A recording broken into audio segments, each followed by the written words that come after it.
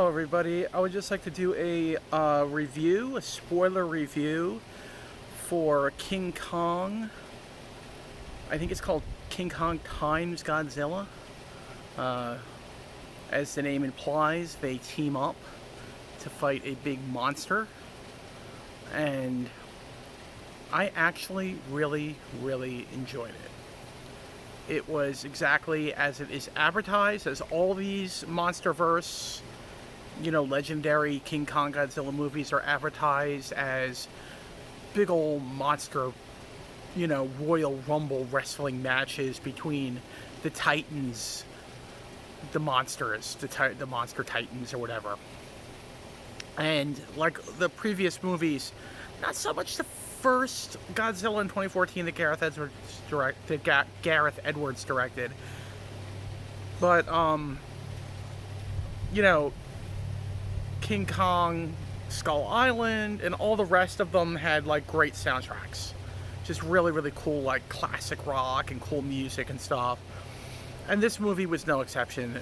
It had all of the great classic rock and then some. I mean, it had really cool music in it that my family really enjoyed. My whole family enjoyed the movie. We all like truly enjoyed the movie, and we all realized, I mean, you don't go for these movies for the acting. You don't go for these movies really for too much of the story, although it had an okay story. You don't go for these movies because you think they're going to be great, like art house films. You go to them because you want to be entertained. It's like the line in Gladiator. Are you not entertained, or something like that? Whatever he said. And that is just what these movies are, just great entertaining spectacles of, and I even thought that Godzilla might have been rendered the most cartoony in this one, almost as cheesy as he looked in some of the 60s versions of the movies that were just surely cheesy, but it really went with the aesthetic of the film. And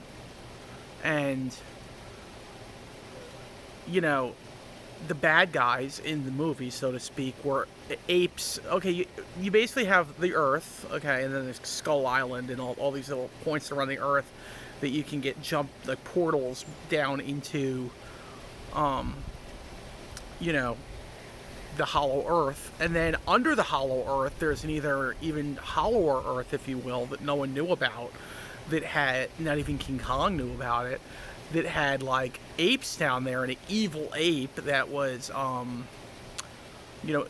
trying to make it to our world so we could take over, basically. And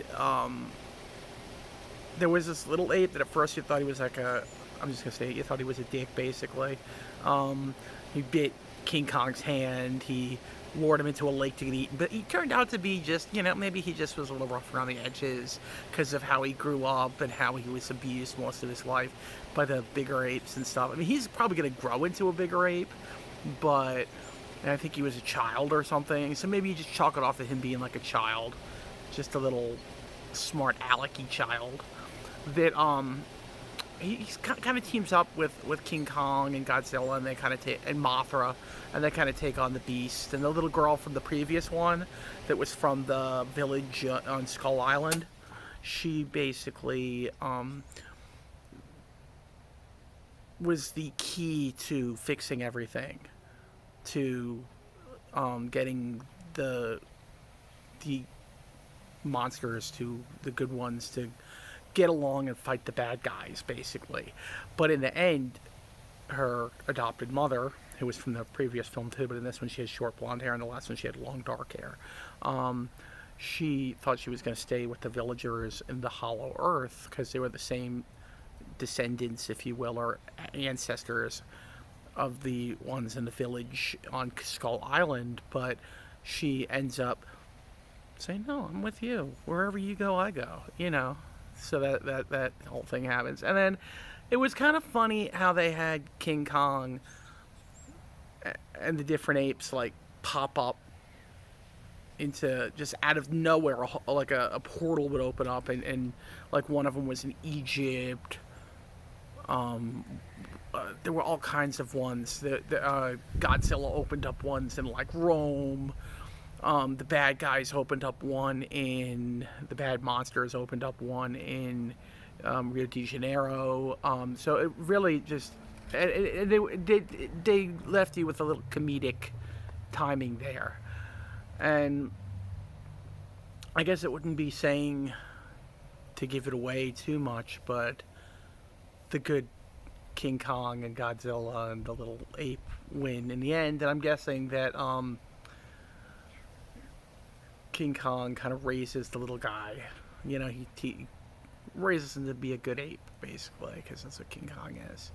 You know, you think he's rough around the edges at first, and maybe in the original movies he wasn't as good as he is in these movies, but he's really not bad. He just doesn't want to be effed with, you know, so to speak.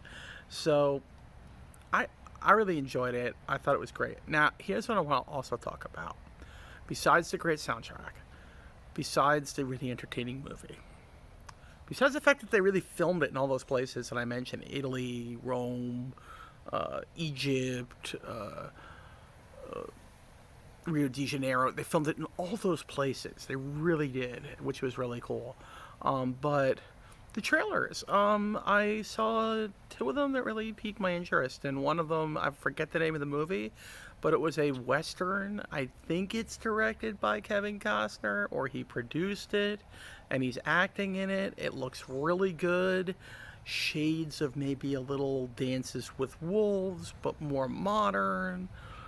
But modern how they made the film, you know, the way they made a film back in like the early 1990s, 1980s was a little different to how they would make a film today.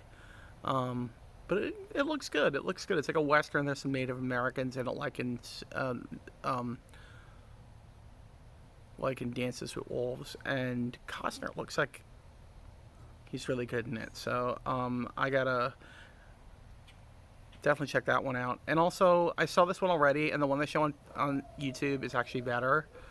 But Alien Romulus, which it takes place in between, and I saw that trailer, that takes place in between Alien 1 and 2, and it doesn't contradict any of the movies, including the prequels, Prometheus and Covenant. As a matter of fact, I'm seeing a lot of love for Prometheus and Covenant. I love those movies, but I'm seeing a lot of people come forward and say, yeah, I love those movies too. So, anyway, that will be my review for today. If I had to rate it, though, out of a 5, I'll give it a 4.5. Good, solid 4.5.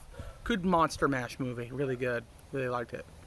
Okay, everybody, have a great Tuesday, and I highly recommend King Kong Godzilla. I also highly recommend the movie I did last time, that I reviewed last time, Ghostbusters Afterlife.